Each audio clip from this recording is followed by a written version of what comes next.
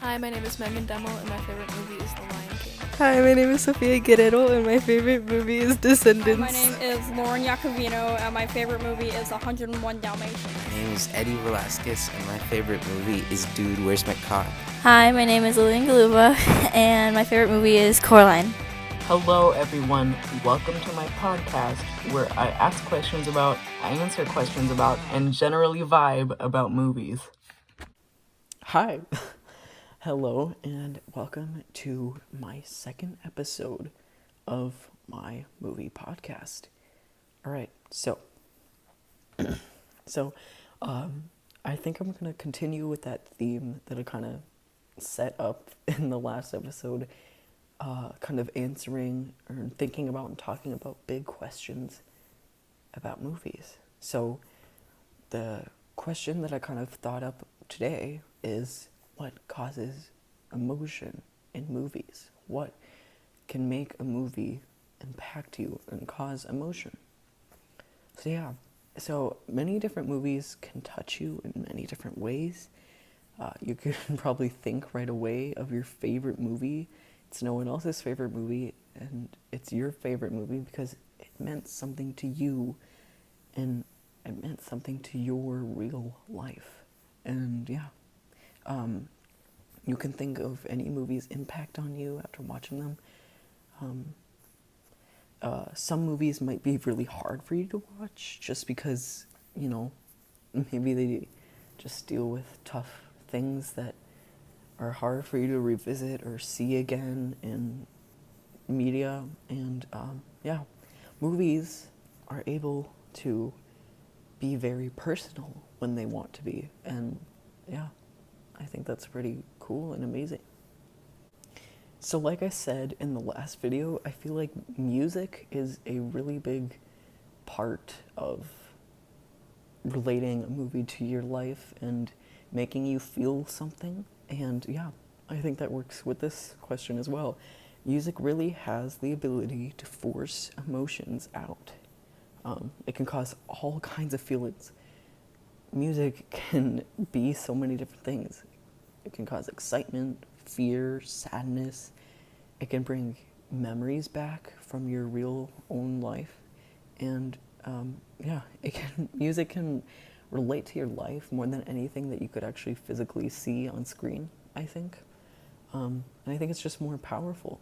It's all about relating to your own special life. Music is amazing.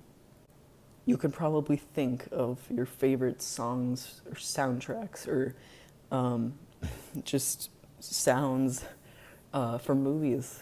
We all have our favorite songs or favorite soundtracks. A lot to love, a lot to listen to. Yeah, music really is so cool, and it means something different for everyone. So I think Inside Out is a great example as a movie that causes emotion because it's a movie built around emotion. That's the theme of the movie. We have different characters that are different emotions of the brain. So if you don't know the story of Inside Out, it's one of my favorite movies. It follows the really relatable life of this girl named Riley. She moves from Minnesota to San Francisco, which is a really hard transition for her. And as her emotion characters in her head go on all these crazy, weird adventures, so does she. She experiences a lot. She goes through a lot. And her life just gets so much more tough as her emotions get mixed up as well.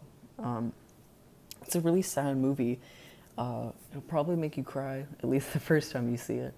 I remember when it came out, I think I cried in theaters. But yeah, it's really sad because Riley eventually decides to just run away. She can't take this anymore. And because of sadness, she decides to come back. This movie teaches that sadness isn't bad, because it's not. And that's something that we're kind of taught, that, oh, don't be sad, don't cry, don't do that. It's okay to cry. It's okay to be sad. It's okay to miss your old life like she did. This movie just teaches the importance of accepting every emotion of yours. Yeah, it's really cool that a movie kind of teaches a lesson that no one's really been realizing or thinking to realize, but yeah, emotions aren't bad. And that's amazing to hear and see in a movie. Action movies, however, I think have the opposite effect. When you think of an action movie, you think of excitement, fast-paced stuff, superhero stuff. So I mostly think of the Avengers franchise. When I watch Avengers movies, I get so exhausted and almost worn out from all the fighting and action and stuff that's happening in there. It's very fast-paced. It fits so much in it, so many character elements, so many emotions, different themes and events, and it's all in one movie. It's so crazy, it's exciting, and it's meant to be, and those just bring out those kind of emotions: fast, excitement, happiness, love, and sometimes even sadness. It can fit so much in there. It's really cool, and definitely check out the Avengers movies if you haven't.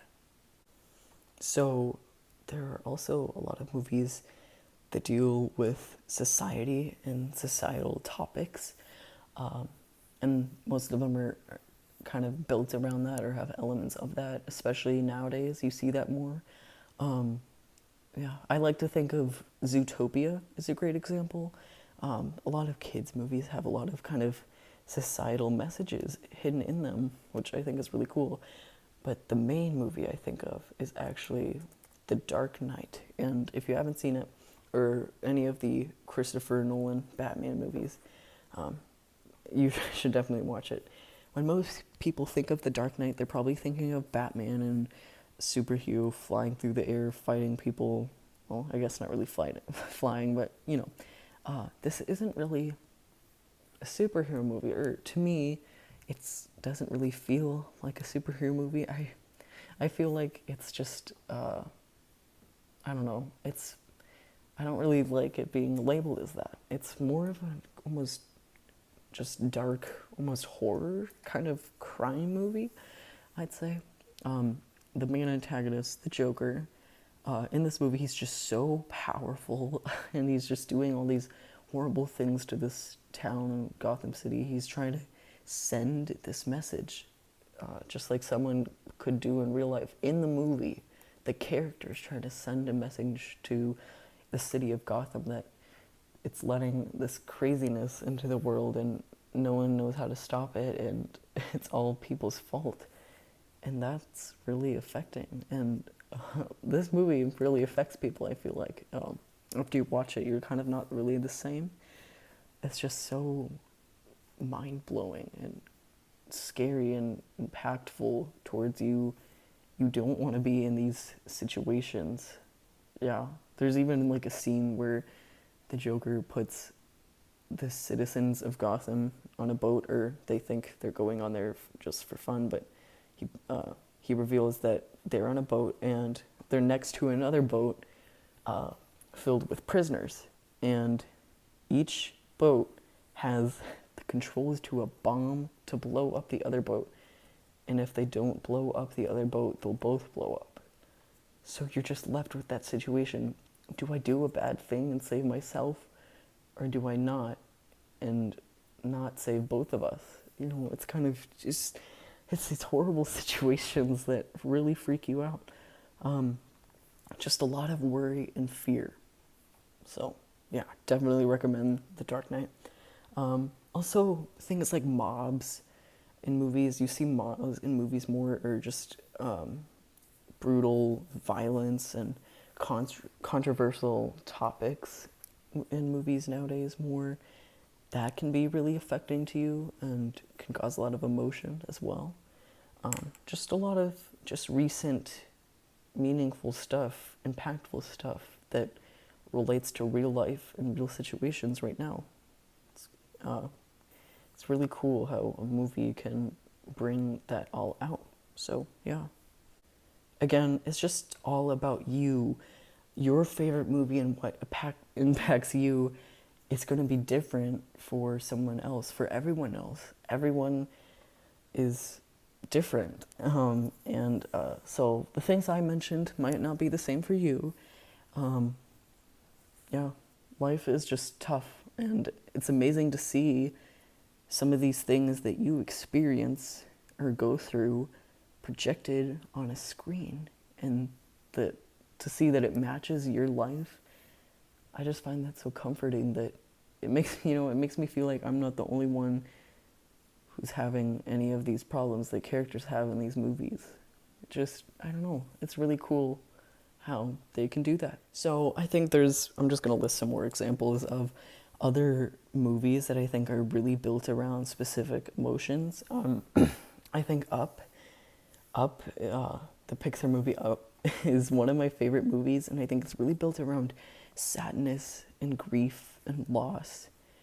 It's one of my favorite movies, but it's just so hard for me to watch whenever I want to, because there's just so depressing, and it's hard to see some of these things. But it's also just so beautiful and adventurous. It's just really a genius movie that I think is still underrated.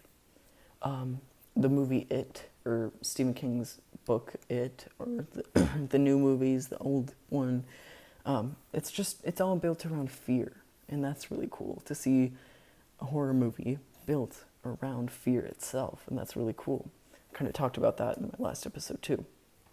I think Trolls is really built around happiness, the DreamWorks movie. A lot of other emotions there, Branch and Poppy. There's a lot of kids movie emotional stuff like Trolls. So yeah, I think that's it. Again, maybe I really don't know what I'm saying. I just really like movies and how they can touch you in so many different ways. So spread your love too. Thanks for listening, and I'll see you in the next episode. Goodbye.